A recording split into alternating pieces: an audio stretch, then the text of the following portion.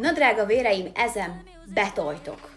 Szia Bástya, én Klau vagyok, és élethű 3D kisálcszobrokat készítek és festek. Őt egyébként Csekének hívják, és egy nagyon kedves ismerősöm kért meg, hogy készítsem el neki, ugyanis szeretné a nagybátyjáiknak adni karácsonyra.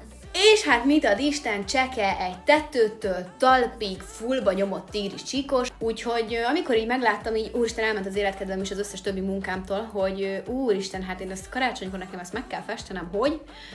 De teher alatt nő a pálma, és azt gondolom, hogy ez már az, amit úgy azt mondom, hogy ez már úgy, na, érted? Cseke egyébként egy ilyen bézses, krémes agár, és itt elől, feje, meg lába ilyen, hát átmegy kicsit ilyen szürkésebb tónusba. Ebbe az agárba összesen 20 órám van. Nagyon kíváncsi leszek, hogy mi lesz majd a vélemény a családnak, amikor átadja nekik. Ezt mindenképpen majd ide be fogom nektek tűzni. Meg hát ugye, amikor Gergőnek átküldtem, akkor már ő is elmondta, hogy mi a véleménye róla. Azt meg itt látjátok már, az előbb is mutogattam, de most még mindig mutogatom. Szóval robogok tovább, mert amikor ezt felveszem, én még gőzerővel készítem a karácsonyi kutyusokat, úgyhogy sietek, megyek tovább. Köszönjük, hogy megnézted ezt a videót, találkozunk a következőbe. Puszi pacsi!